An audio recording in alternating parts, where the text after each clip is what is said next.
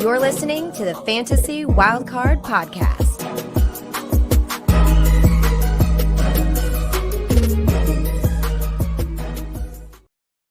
Good evening. Welcome to the Fantasy Wildcard Dynasty Show. I'm your host, Kev. You can follow me on Twitter at Dynasty_GOAT. Usually I'd have two fine chaps with me on this evening, but unfortunately both Matt and Ali aren't with us tonight. So Matt's still riding the wave on the back of Love Island and the publicity he's gained from being on the island this year.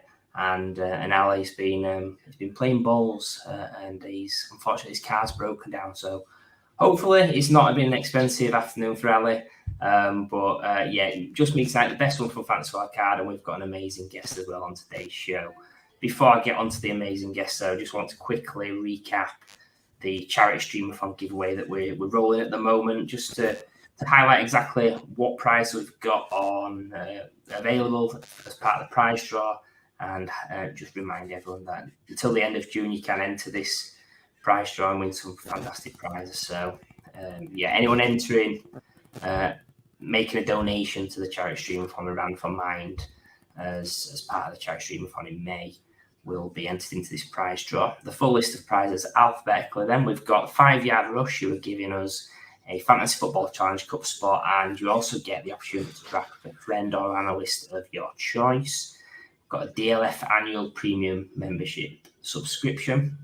I've got a Dynasty Island bundle, so that's his rookie guide, file kit, and a roster review. Got a Dynasty Rewind roster review, Dynasty Theory 1 year Discord access, Dynasty Trades in 5 roster review, Dynasty Warzone roster review, JWB Dynasty roster review.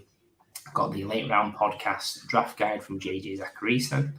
Got NFL T-Strack, and he's giving us free best ball reviews. That's the number 3. Player Profile All-In Package, which is the Dynasty Deluxe, DFS Dominator, the world famous draft kit, data analysis, and player rankings.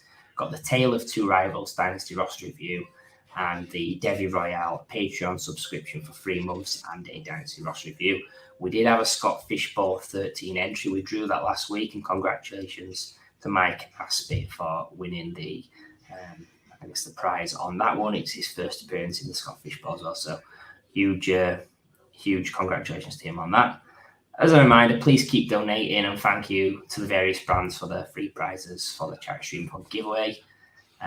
These we made early July, so if you donate before the end of June, you're going to have a chance at some of these amazing prizes, and thank you for anyone that's donated so far. So speaking of prizes, we've got an amazing prize on today's show. He's one of the best guys in the UK community, so a writer over at 5 Yard Rush. He's host of the Fantasy Nuts UK show, and he does the dirty work. He's a really top bloke because he is a commissioner. I'm in league that he commissions. Anybody that is a commissioner knows that it's such a difficult job. This guy does it. It just shows what a top bloke he is. So we're going to give a warm Fantasy Wildcard welcome to Lewis Venes, who you can follow on Twitter at LVenes1. Good evening, Lewis. How are you today?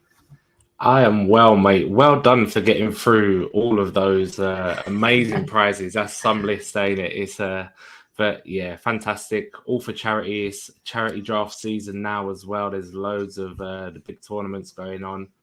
And yeah, just great to be on the show, finally. Shame the other two can't make it. I know, they're so rude, aren't they? I mean, it just shows that I am, in fact, the best one from Fantasy Wildcard. But you're absolutely right. We were talking just before I came on air about the charity tournaments we've got and how they're all kicking off and what we're looking forward to. And it is a great part of the off-season. And what we've got on today's show is slightly different to thinking about charity tournaments as such, but it's going to help a lot of our Dynasty players understand sort of various player evaluations, who's someone to target and who's someone to move off of. So the teaser there is on today's show. We'll be discussing undervalued and overvalued players in Dynasty. We're going to be looking at that versus a popular crowd sourcing tool at Keep Trade Cut. So we consider that to be the market. I'm going to look at the valuations on there, pick out, Lewis has picked out some players I'm going to try and argue against, but I know from knowing Lewis is a smart guy, it's going to be tough to pick apart his selection. So first off, we're going to come on to the undervalued players, and as always, we're going to kick it off at QB. So Lewis, let us know who your undervalued QB in Dynasty is, please. See, I knew you'd agree with this one because you mentioned him when you came on my show, and it's like an undervaluation, but maybe just slightly. Probably for me, it's like in terms of tiers, he's in a tier below on Keep Trade Cup where I'd have him. But it's hard to push on them top few. But it's Lamar Jackson, and when you just go back a little bit, even in his college days, the youngest winner of the Heisman, and then the first Louisville player. I don't think there's been another one since, but NFL MVP 2019, passing touchdowns leader that year as well. Only 36, and not up there with like what Stafford done the other year, 45 or whatever it was. But the weapons he had in 2019 is shambolic to see what they've got now. Marquise Brown was a rookie, and then you had Willie Snead, Seth Roberts, and Miles Boykin. Outside of Mark Andrews, there was literally nobody there. And he led the league in passing touchdowns that season. He now has Odell Beckham, who is reunited with Todd Monken, who was offensive coordinator for the Browns at the time when OBJ was there. Rashad Bateman, obviously coming back off of an injury. Zay Flowers, first-round draft pick. And, of course, Mark Andrews, massive uptick on previous years regardless. But he's missed a little bit of time the last couple of years, Lamar as well. And that has, I think, put a knock on his overall value in Dynasty. Yeah, I just think that I'm going to give you 100% agreement on this because, like I said, I came on your show. I was really high on Lamar Jackson. He's had what I would consider to be a perfect off-season. The fact that he got the contract, he's got a new offensive coordinator that's going to be more creative now. I know that rushing is really important for QBs, and that might dip a little bit, but passing-wise, it's just going to open up so much where if the defenses are thinking, there's the threat of the pass, there's potentially less running opportunities, but bigger gains when he does decide to do that. I just think it's also for him to absolutely smash. Now, QB7 at Keep Trade Cup. It sounds like you're slightly lower than me. I've got him QB4 in my rankings, and I remember the days a couple of years back after his MVP season where the discussion was Mahomes or Lamar at the top of your drafts. I think it was just as Josh Allen was coming into his main A game as such, but absolutely agreeing with you on this one. Lamar Jackson is an undervalued QB. I think he has got the best QB season we've seen from a fantasy point of view, and when he hit, can he get there again? Probably not, because these crazy seasons happen for a reason, and it's so hard to get back there. But yeah, really high on him. Going to give you 100% thumbs up on this. Just in terms of you teased it a little bit that it is undervalued, but maybe not another tier on top of where I've probably got him. So where do you have him in your rankings? Who's above him outside of we'll obviously count Mahomes, Josh Allen, and Hurts as a given, but players like your Burrow, your Herberts, etc. Where does he actually rank in your rankings? Yes, it's really close between Lamar and Joe Burrow, but that's more from just a silly sort of Joe Burrow fan aspect, But like, he is around the 4 or 5 mark, and I have them two in a tier of their own behind the top 3. And then after that, it's a lot wider, where you have sort of like Herbert, and we see what happens with Deshaun this year, maybe. But them two, Burrow and Lamar, very close, and they're in the tier below the top 3 for me. Yeah, I think you've absolutely hit this spot on. I think, I've got him at 4. That's probably a little bit too high, but it's just because I play for, I guess, upside and Kanami. I've also got Justin Fields right up there over Burrow, Herbert, Trevor Lawrence. So, it's just the way I play that spot, but agreeing with you on this, that he is an undervalued QB and should be targeting him in your startups, in your existing leagues as well, despite it being so hard to get these league QBs. If you get a chance at Lamar Jackson, absolutely grab it. I think I got him for 2 firsts, maybe early on in the off season, 2 firsts and a third, something like that. So when there was a lot of doubt of what was going to happen with him, so just whenever you get the opportunity to take an elite QB, go for it now. With exhausted Lamar Jackson, we could talk all day about him, but got plenty of players to get from tonight's show, and got your undervalued running back next. Who have you got, Lewis? Yeah, and it's all because of the opportunity he's going to have this season. Rashad White. So I wasn't overly massive on him coming out or anything like that because it wasn't an ideal situation with Leonard Fournette. We know the Bucs love to throw a ton as well when Tom Brady was there, and it's true. They had the least rushing yards per game as a team last season, the least rush attempts as a team last season, and Leonard Fournette hasn't been re-signed. They've not added no competition on day one. I thought they could have been one of the teams in the sort of Bijan stakes at one point, and all the high value touches are going to be his. They've beefed up the O-line, which was dreadful last year. Yeah. And I think RB24 on Keep Trade Card, I just feel like that's a bit low, especially because he's only in his second year. Yeah, I've got to admit, like when we did our rankings about 3 or 4 weeks ago, me, Matt and Ali, and I was probably the lowest on Rashad White. I had him at 22. Market's got him at 24, so I'm agreeing with you. He's undervalued. I probably have him too low, if I'm honest. I've looked back and seen the guys around him, seen someone like Devon Achane, who I absolutely love, but I think playing him, the way I play Dynasty is 2 years, this season and next season. And I think if you had to say to me who's going to outscore who in the next 2 years, I would take White over Achane, actually. For me, it is a little bit to do with situation and talent. I don't think he's a great talent. He didn't do amazingly as a runner in his rookie season in terms of efficiency, but like you say, he's got that full backfield for himself. Obviously, Ali, our co-host, he's a Bucs fan, and he has the intel, and he's basically saying that cap-wise, they're not getting involved in signing a big name to come in and challenge. So they're not going to get involved in the Dalvin Cook stuff. Fournette, Zeke Elliott probably want too much money, so it's likely going to be Rashad White and then sprinkling in maybe guys like Edmonds, Vaughn, Tucker, players like that. So, I'm with you on White. I do feel that it's a move similar to if you took Dameon Pierce last year, where the talent's not great. You're going to have an opportunity to see his value spike based on situation and volume.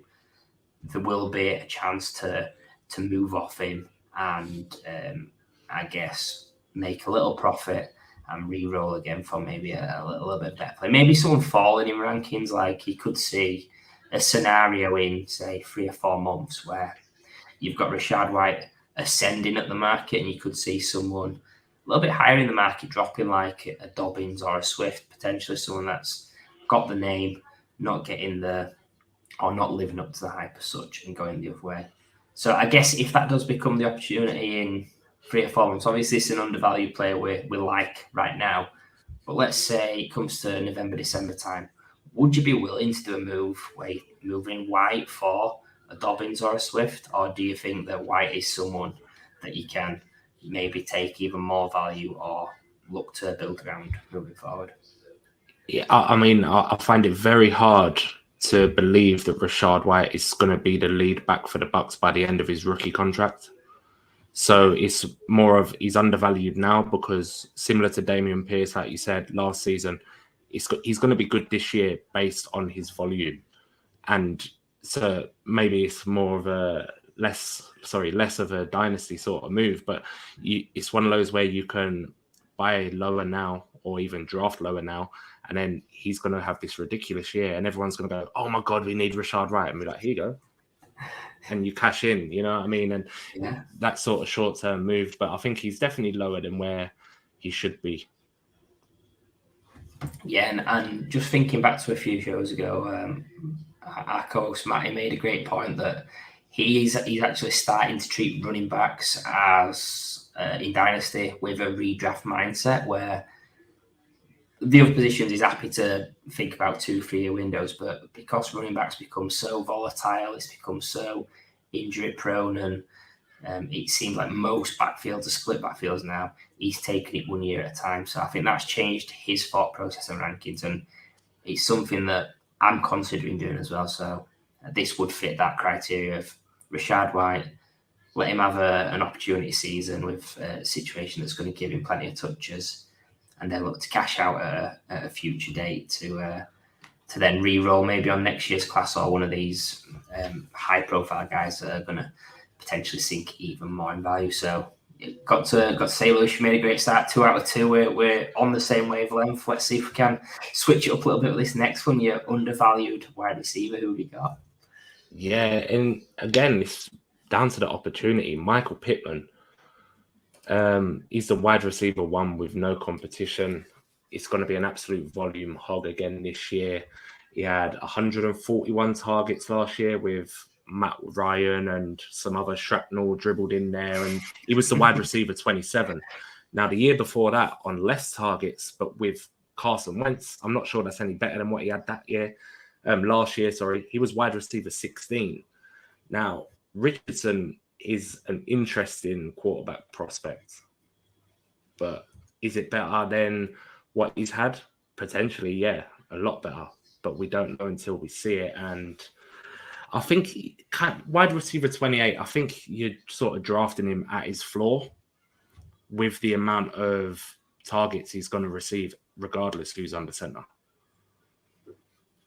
Yeah, I think it's really interesting with Pittman. Obviously, there was some rumors circulating maybe 2 or 3 weeks ago about there was a Colts player that had been gambling, and there was talk that it was going to be someone that's well known and an offensive player, a wide receiver. So people getting worried about Pittman, Alec Pierce, etc.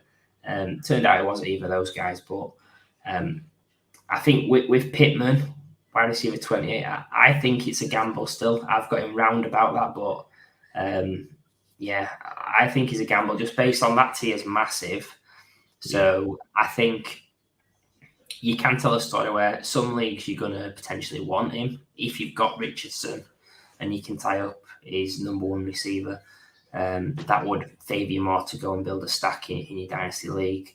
There'll be other leagues where actually you might want to go a different route based on the team build. The thing I struggle with Pittman is I don't know if he's a ceiling player. I think he's got a nice floor just based on being the main man, the volume.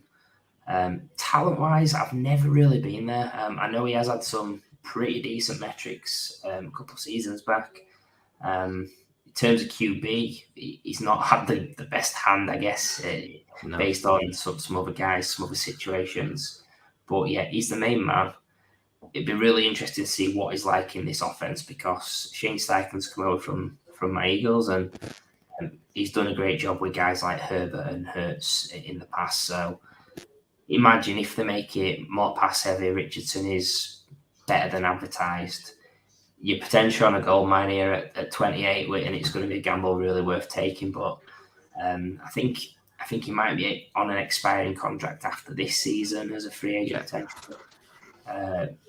Richardson, whilst I do love him, there is some doubts in his pass game in terms of what he did at the limited space in college, and he's going to need game time to get better. So Pittman's a guy where I don't think he's undervalued. I think he's probably right about where I would want him. But I'm not going to have a go at anyone for taking him at this price because it's a huge tier. And depending on your team build, you might take some risky guys above him. You might take someone like Quentin Johnston as your wide receiver 2 in a startup and then think, actually, Johnston's got a wide range of outcomes. Let's take Pittman as the 3rd wide receiver to balance it out. So I could see something along those lines. So I guess my question to you on Pittman, you've got him as an undervalued guy. When he does come to an expiring contract from the Colts and looking like he's tied into Anthony Richardson now for however long, if he does stay at the Colts, are you wanting Pittman to stay and potentially not face much competition from the Colts adding extras, or would you like him to move to a better situation longer term than the sort of question mark we have at the pass game there? Yeah, so it's a really good question, actually, but I can't see the Colts not offering him a contract from now. There is literally nobody else there. The guy who got caught gambling, never even heard of him, and he was a wide receiver, I think, or a kick returner. Yeah, Alec Pierce is the 2nd wide receiver on the roster. I've been taking punts on Jelani Woods late in best ball lately because there's literally nobody else there. And I think it's a case of they'll need him. He knows the offense, he knows the playbook. I think he's been there 4 years after this season, and I think they'll have to re-sign him. And I like it. Where you've got people like at a similar sort of time, other players I also like that get a lot of volume, like Deontay Johnson and say DJ Moore and things like that. But I feel like Pittman has the higher ceiling than those guys and a better situation as well.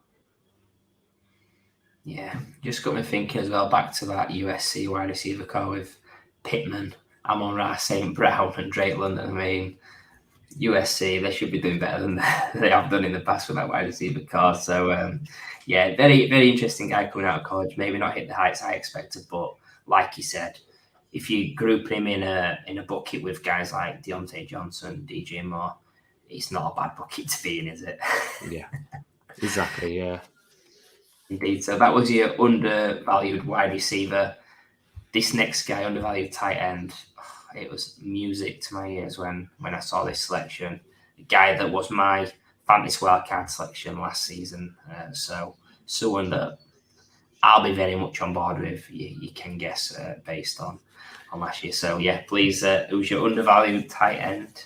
So a bit of a disclaimer before I say who it is, because with tight ends, for me, I play them in very short windows in Dynasty. I don't want to keep a guy for 5 years clogging a roster spot. Sometimes you can't if the bench is that small. You have to let them go and try and get them back. You hoping that someone comes relevant sooner. You know, the rookie breakout is very rare, things like that. And it's David Njoku. Yes. He had a tight end one finish last year on 80 targets with Deshaun Watson, who was obviously very rusty after missing basically 2 years of football or whatever. So he's the second option on that offense behind Amari Cooper, who I also love. There is question marks, but he's a freak, and I love that with a tight end, someone who can do what wide receivers do when it comes to fantasy, you know, and he has all them sort of traits. And he got paid. That's another bonus. Yeah, he did. I wouldn't be surprised if he did top 100 targets this season, easy. And when I go after tight ends, that's what I look for: is are they going to be getting the volume to sort of guarantee themselves being a top 12 tight end in your league? Because then you've got one of the 12 players. And you can take some upside shots later on and things like that. But he's still only 26 as well, despite entering his 7th year in the league, which is another massive bonus. And tight end 12's too low. Full agreement with you. I mean, it's scary to think that he's been around for so long and he's still 26. Like, yeah, that's crazy. Like you'll get some tight ends that start coming into the peak round about 27, 28. This guy's been in the league. He's been a tight end one, I believe, twice already, with a big gap in the middle where he was injury hit and playing with all sort of dumpster fires at QB. So what a guy! He's an athletic specimen. He was a first round pick. He's entering the best situation of his career with Deshaun Watson. I love the guy. He got paid as well. I love the guy. I think in terms of where he's at tight end 12, that is lower than I've got him. I've got him 10 or 11, but that's purely because the market's got him where it is. If I'm just going on pure basis of this season, if we're just playing on a 1 year window, I guess, if we're doing a redraft ranking on Njoku, I'm pretty comfortable taking him even higher, 8, 9. Yeah, and the thing is, you don't have to, because he falls in every single draft, no matter which one it is. Redraft, best ball, dynasty, it doesn't matter. He is falling to. I've seen him go later than tight end 12 in dynasty in startups, and I'm mopping it up. You can take him as your second tight end, and then move one on. And like, he's severely undervalued for me. Yeah, I'm with you. He's my most owned tight end in dynasty. I've got lots of him. Probably about a third of my leagues I've got David Njoku.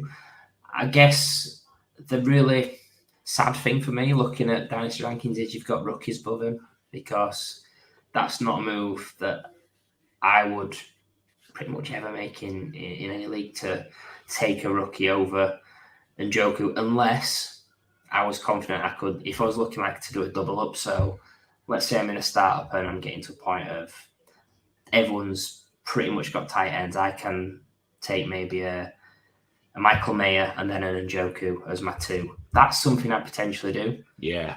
But there's not many other scenarios where I would take a rookie over him. We're going to come on to a rookie a little bit later on at tight end. Spoiler alert, but David Njoku, tight end 12 in Dynasty at the market. I think he's a great value. In terms of thinking this season, like you've got a Dynasty team, we'll say, that's contending. Yeah, you're a top 3, top 4 team in your league. You've got Njoku as your tight end 1. Do you think he's got enough to be your tight end 1 on a contender, or do you think in that scenario, you are looking to pivot up from him? Do you think he's more of a rebuild, retooling type piece where it's going to get you to a certain point to then go for the kill, or do you think as long as the rest of your team's stacked, you're fine with Njoku as your tight end 1? Yeah, I mean, it's definitely a case of looking at what else you got in other positions. But if I'm stacked everywhere and Njoku's the tight end 1, and you say it's a win now situation or you're a contending team, all my picks are gone if I'm contending that year. I've got nothing to leverage, so I'd be happy with Njoku. And then there's always going to be tight ends you can grab off the waiver wire weekly streaming if it doesn't work out, and you've likely got someone else on your roster anyway that might be all right. I really like what you said about pairing a rookie with someone like Njoku, even like a Sam Laporta kind of thing, because he's in a great situation. It could be like similar sort of, Laporta could have a similar sort of season to Pat Fryermuth's rookie year. Yeah. Which went very unnoticed. But he had like 7 touchdowns or something like that. And I don't mind it. But I like Njoku this year, definitely. And perhaps the next couple of years, depends what the Browns do, of course. But yeah, we'll just have to see when Deshaun Watson's cap it is like 70 million or something one of the season, when that snowball finally hits effect. But yeah, you're making some great points on Njoku there. Someone that I'm going to 100% agree with you on. So we've got through the undervalued guys. We're going to move to the overvalued selections for you now. And David Njoku was a guy close to my heart. Your first overvalued pick is another player that's close to my heart. So who's your overvalued QB in Dynasty, Lewis? So it's Anthony Richardson, and this is where it goes all downhill for your listeners and people watching and things like that, because I think they're quite safe, those undervalued picks to a degree, but these overvalued ones are going to be like, what's he on about? What, he does not know nothing. Get him out of here. Like, that is it. But yeah, QB9 for something, it just reeks of Trey Lance all over again for me. Ooh. And it's a shame. The upside is astronomical, and I know it kind of contradicts the Pittman thing that I was talking about earlier, but at that price in a startup, I couldn't take him as the 9th quarterback off the board. I just couldn't. Maybe I'm being harsh, and I know this is unpopular, but yeah, the Trey Lance thing scares me, man. I mean, I'm one of Anthony Richardson's biggest fans, but I've got to say earlier on in the process this off-season, Trey Lance was the guy I was thinking about. And when he was being touted as QB3, QB4, pre-draft, when wasn't sure what draft capital was going to get, he was going like 105, 106 in the early rookie drafts. I just felt that the community needed to treat him like Trey Lance, as someone that was inexperienced, someone that has all this potential. Very raw. Yeah, that's the thing. I think I've got no issue with treating him like Trey Lance, as someone that has a wide range of outcomes, someone that was going high in rookie drafts when he came out, going behind guys like Fields and Lawrence in that respect. So, to be honest, I do kind of agree with you on this, because startups are different to rookie drafts. In a rookie draft, you're using one pick a first-round rookie pick, you're going to get them every year. So if you do miss on Anthony Richardson, it's one pick.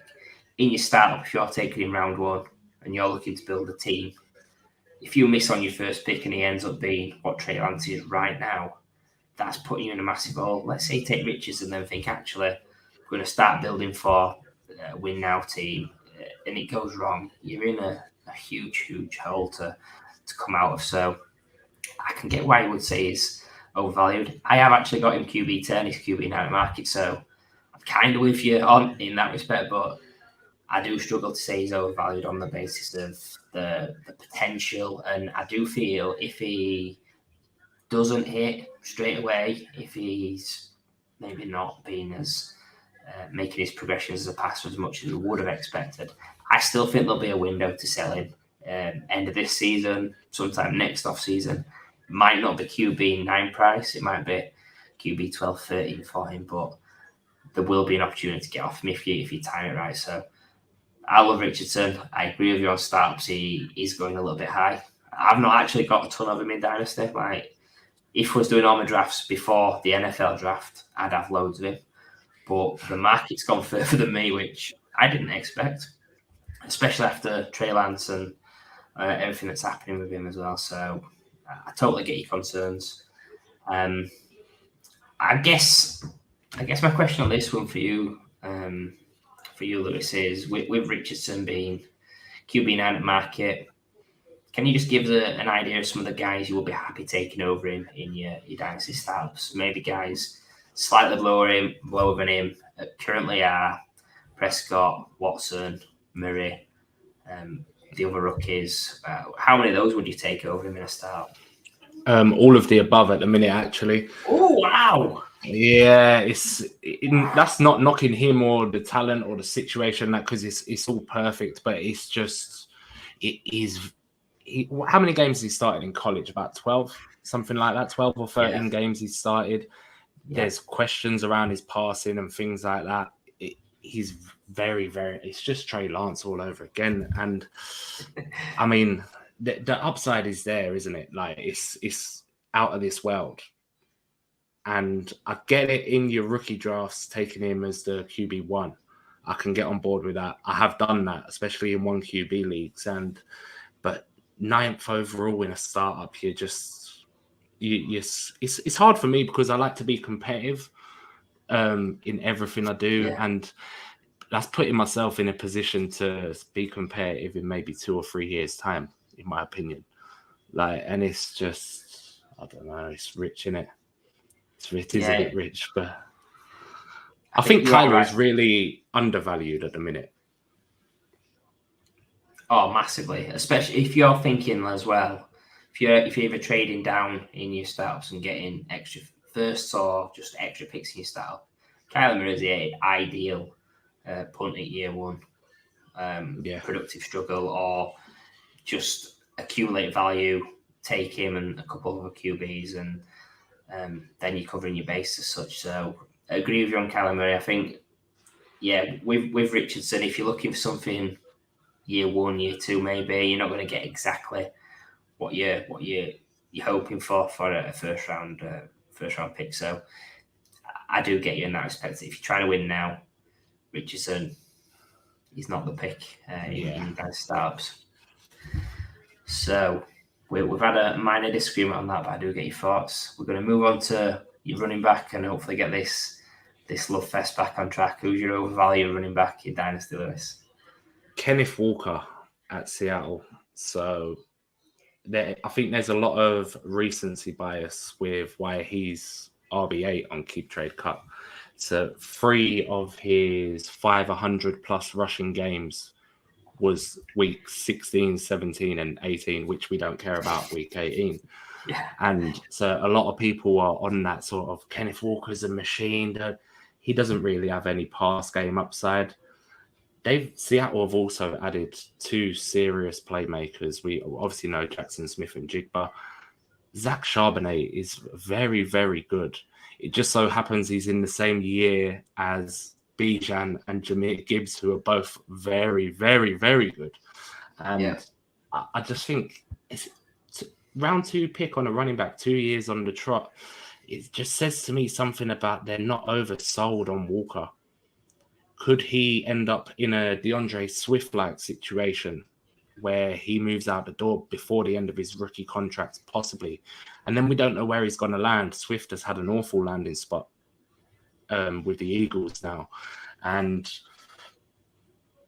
RB8 is just a bit rich. I mean, you got Jacobs, Stevenson, and Pollard, I believe it is, the three below him on Keep Trade Card. I'd have all three of them above him before maybe considering Walker. Yeah, I'm in full agreement with you on that. I've got him running back 12. I've got those three guys that you mentioned above him. So it's like you've read my mind, or you've somehow managed to steal my rankings from my personal locked drive on my laptop. So whichever one, if you're able to crack codes, fair dues. But full agreement, and I think it's justified that running back 8 is overvalued, and it just go to pre-draft, pre-NFL draft this year. Some people had him running back 1, 2, 3, potentially 4, which it didn't quite sit right with me, just based on him being essentially a 2-down guy with potential to catch passes, but not actually doing it. I think when I sort of think about his comparison coming out, someone like a smaller Nick Chubb, J.K. Dobbins, that sort of spectrum, where I wasn't seeing a ton of pass work in the NFL profile. So I did get some Kenneth Walker just based on him being highly drafted running back in round 2, a top 50 pick, I believe. So running back 8 as it stands, it is an overvalue in Dynasty. I do think that you would struggle to move off him at a great price, because it doesn't feel like he's running back 8 in my leagues. I think if I had Kenneth Walker, this might be just, I feel that I'm in competitive leagues, but if I had Kenneth Walker and I'm trying to trade him for any of the guys you mentioned, Jacobs, Stevenson, or Pollard, I don't think that deal would get done in those leagues. So I guess if you've got Walker and you're thinking he is overvalued, my question to you, Lewis, is what is the move? Are you going down further to someone you like Rashad White? Is there a move you'd potentially make to go off Walker to a wide receiver? So I guess the open question is, if you've got him, how would you get off him? Yeah, it's a strange one, isn't it? But I think it'd have to be a lateral move to someone at a different sort of position, similar sort of ranking though of the position. Do you get what I mean? So I really believe you could get a wide receiver 1 for Kenneth Walker maybe as a straight swap. Yeah, potentially. But it's, I don't know, or even a tight end, maybe an elite tight end. If you're in a win now situation like we was talking about, you might be able to get like a Travis Kelce, even because of him being so much older, or Mark Andrews or something like that. But looking at wide receiver 1s in Dynasty on Keep Trade Cut, I mean, could Tyreek Hill's the wide receiver 13 on there? You could maybe get that done straight up. I wouldn't be surprised. Just off what I was saying about that recency bias, and people seem to really love him at the moment, and they're kind of ignoring the Zach Charbonnet draft capital getting picked 2nd round, and it's just there's something there for me that tells me Walker ain't gonna pan out the way a lot of people hope, I think. Yeah, and I mean, just looking at a couple of guys below him, I'm going to give you 3 names who are directly below him but at different positions. And I think you're going to like these 3 names because 2 of them have got something in common with you, and it might be who you spot. So Jordan Addison, Devontae Adams, TJ Hawkinson, they're 3 guys directly below him. Yeah. I mean, they're pretty interesting, right? Yeah, absolutely. And I think all 3 of them are in a much better situation right now as well as potentially for the future. Maybe not Adams so much, but Hawk and Addison. And that's only because Adams is a bit older, but we all know what he can do. And yeah, Walker's just I wouldn't be drafting him 8th running back. No chance. No, and I did tease a comparison that I saw him as a little bit like Dobbins, and you could do a deal where you're getting Dobbins and a little bit extra. And you can tell a story in 3-4 months that it's flipped. Walker's below Dobbins, Charbonnet's catching passes, and Dobbins is finally catching passes if Lamar's passing more and not rushing much. So, yeah. Kenneth Walker will give a few decent suggestions there, and obviously, if you're a Vikings fan, there's a few options there, like Lewis, to move off to get your Vikings play. You got to have a bit of homer in you if you play in 20-30 leagues like I do. So, absolutely, you have to have fun. So yeah, you're a Vikings fan, obviously, Lewis, and your next pick, your overvalued wide receiver. This is going to sit well with other Vikings fans, I feel. Yeah, I mean, I hated it coming out as well. Not hated him as a person, but just, again, very raw. Christian Watson, he dropped that pass week 1 last season, and then Aaron Rodgers didn't give him the ball again until week 10, I don't think. And that's when he had that 4-game stretch of 7 touchdowns and 20 plus points per game. Other than that, he had 16 points in week 18, which again, we don't care about. And that is all he done last season. And now all of a sudden, everyone's like, Christian Watson. It's going to be a worse situation for him this season, probably next season. Jordan Love is not an elite quarterback. Watson only had 8 targets maximum in a game last year. Like, it's just... Although the tier is similar, I feel, the next 13 guys on Keep Trade Cut at wide receiver, I'd have above him. Due to his situation. Yeah. 13, that is a lot. And I'd have all of them above him. That's spicy. And I know out at the rankings, you said you was going to bring the spice actually for the show, so you've definitely lived up to that. But I like a bit of spice, but definitely, yeah. I think out of us 3, me, Matt, and Ali, I was the highest on Watson, but it's still below market. I had him at 22, and when we did our rankings show and I got called out on him, I was kind of like, it is a risky pick. It could be lower in my rankings. I think with Watson, I do like the fact that he was explosive, that he did show playmaking ability on limited touches. But like you said, there is a lot of red flags in that profile, that he's an old guy, he's inexperienced. The fact that touchdowns, he's not going to score, 9 touchdowns on 40 touches or something again. Jordan Love, we don't know how that's going to go, despite having that rapport in the game versus the Eagles. So, and the added competition in Jaden Reed, he's got to be better than Alan Lazard. So, there's lots of, I guess, concerns in the profile. Wide receiver 19, agree with you, it's too high for me. But I do think in some leagues, when it gets to early mid-20s, depending on your roster build, I'd like to have a little bit of exposure just in case, but maybe a lower exposure than the standard wide receiver, just because there is a lot of risk to be taken on. So I know that sort of Watson and Jordan Addison are close in value. Addison's a little bit above, maybe 2 spots in your rankings at market. Would you be willing to do a deal to get Addison? Let's say you're the Watson owner. Would you give Watson and your future first for Addison and a future second? Yeah, probably. I'd probably definitely consider it. Other people around Watson, I mentioned the next 13 guys on Keep Trade Cut I'd draft before him, but some of them are like Treylon Burks and Jerry Jeudy, DJ Moore, I mentioned earlier, like Michael Pittman, Debo. Yeah. Like there's some ridiculous names there. And looking at it now, Addison is 3 spots above Watson, and I think that's probably fair. But Addison and a second for Watson and a first. You've got Watson a first. Yeah, you give up your first. Yeah. I don't think I'd mind. I don't think I'd mind doing that at all, to be honest. I'd definitely consider it. Depends on the rest of my roster and things like that. But obviously it's all situational. But I don't mind that at all. Yeah, good stuff.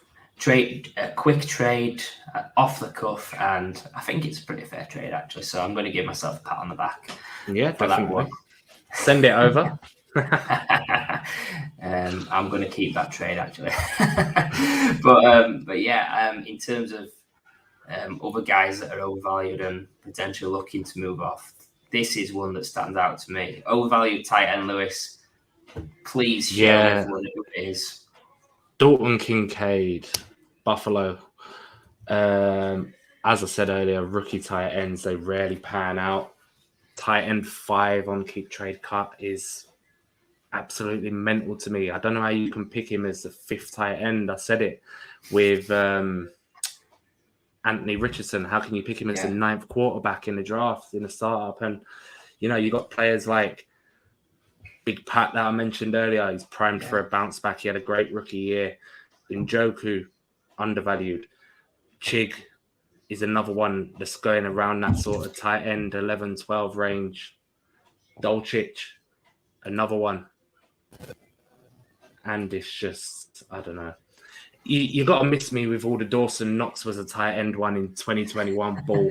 He had less than 50 catches and scored like 20% of his catches were touchdowns. That's why Josh Allen just doesn't seem to use the tight end much, and it'll be very low volume even now. So if he does end up being good from the get-go, it's hard to see. Like I said earlier, I play tight end in very short windows in Dynasty, and I don't want to have to keep Kincaid until he potentially moves to a different team or he starts getting the regular, consistent volume that we want at tight end. No, I was on the 5-Yard Dynasty show this week with Hannah. For anyone listening, please do check that out. Not just my show, but 5-Yard Dynasty as well. Great content that her and Dan are producing over there right now. And Kincaid came up on that show, and he's someone that I think is massively overvalued. Tight end 5 is ridiculous. The fact that he's going ahead of guys like Kittle and Goddard. I'd struggle to have him above Freiermuth as well, to be honest. I think rookie tight ends, like you said, it takes a few years for them to really hit the stride. And let's say Kincaid has a really good first season. Let's say he has a Pat Freiermuth first season, which was, like I say, very underrated.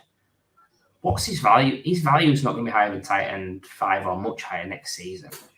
So the move for me is don't take Kincaid. In a year's time, if he is the main man and he's here, you just pay a little bit of a premium on top.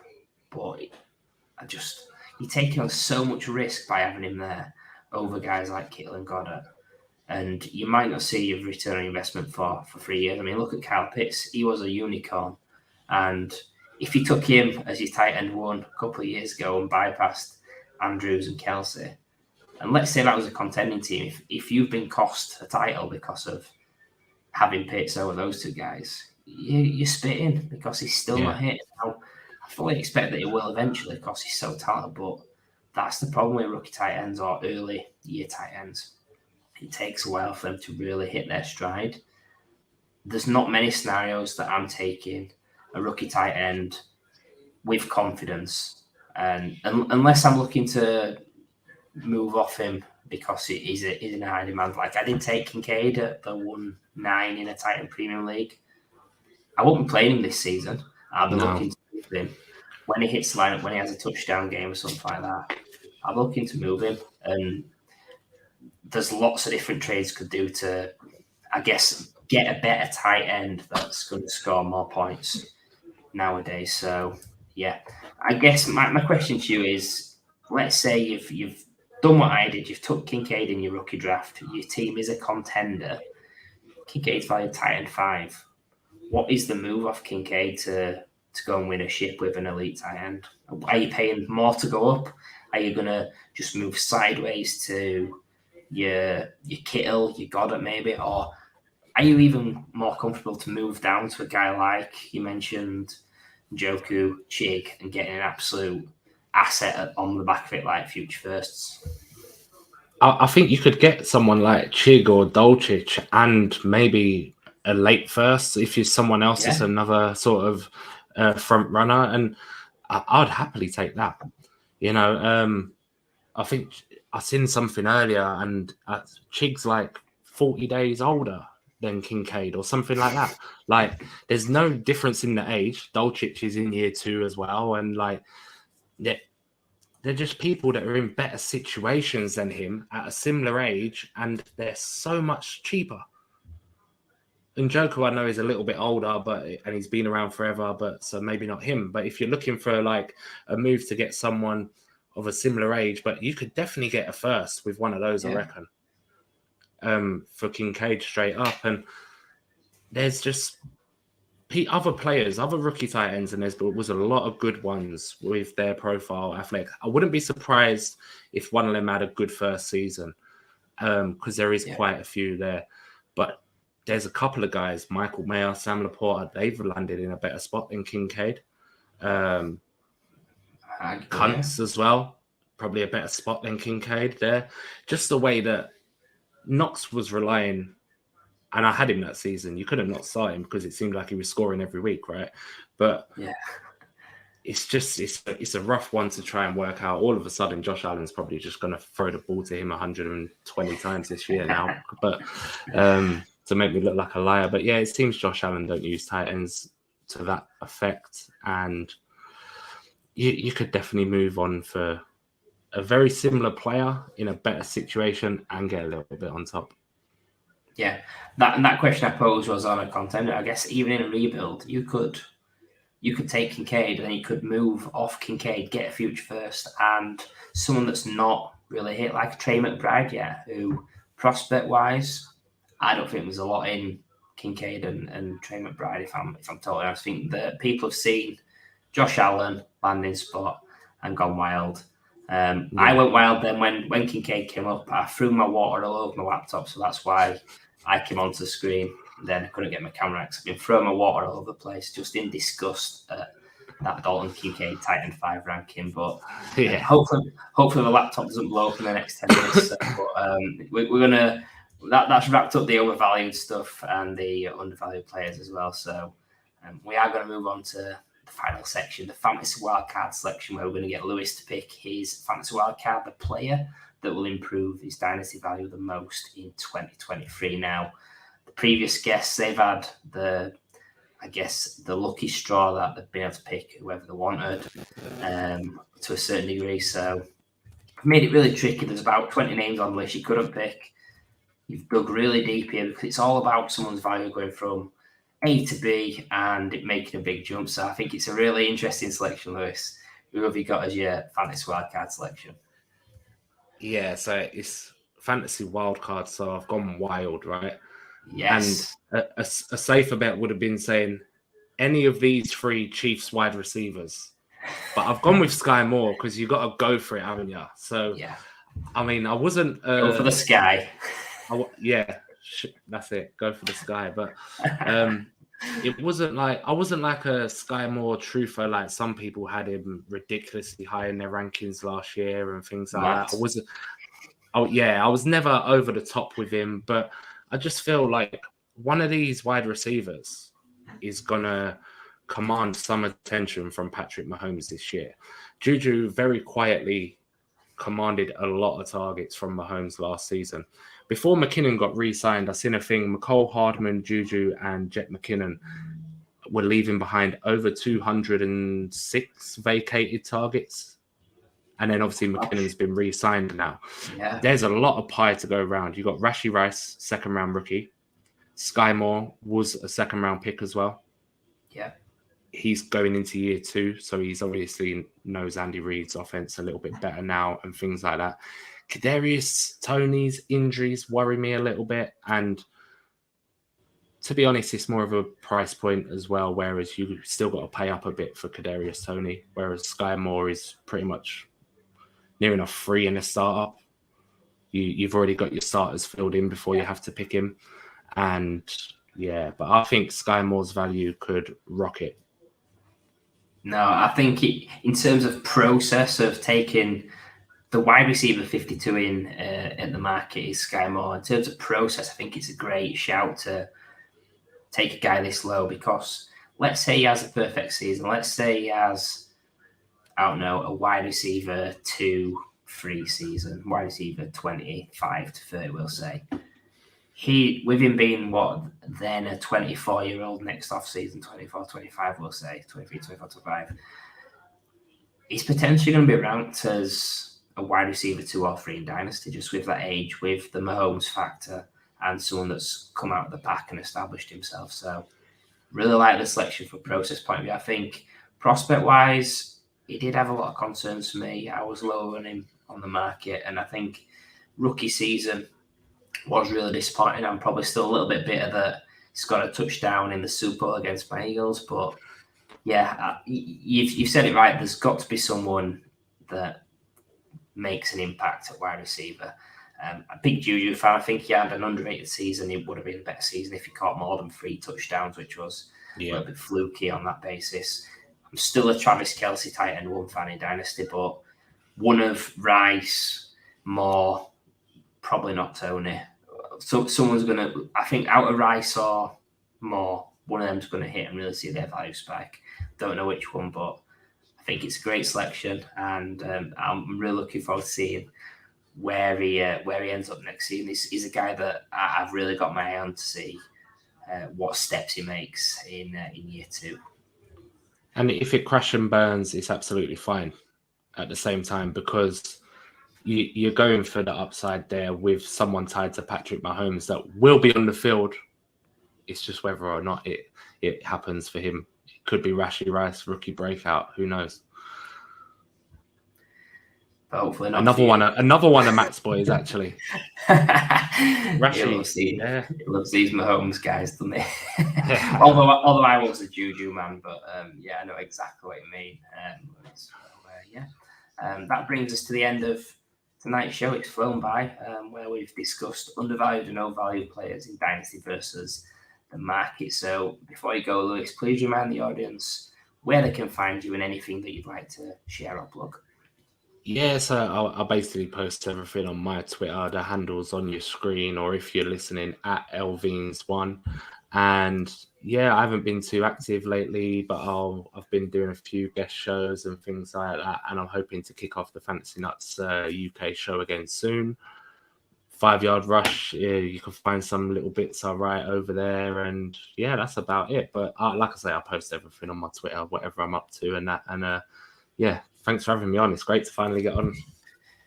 No, you've been an absolutely awesome guest tonight, and anybody that's listening, please do check out all of Lewis's work at 5 Yard Rush, and especially Fantasy Nuts UK, the YouTube channel. It's fantastic. It's had I've been on there. There's been some other great guests on there as well, discussing certain player topics for certain teams. Really interesting format. Keeps you guessing what's going to come next. It was great to meet Lewis in person last year at the UK FFC. He actually saved me from timing out in a draft was in. So what a top bloke. Make sure you're following him. Yeah. Going to meet him again at this year's UK FFC as well. So we'll have a pint over that, and hopefully I can return the favour to a fellow commissioner and legend in the UK community. So yeah, thank you for tuning in. Be sure to follow us and subscribe on Twitter and YouTube at Fantasy Wildcard and at Wildcard Dynasty. Join us for every show that we have on Wednesdays. And thank you once again. Have a good one. And we'll see you again very soon.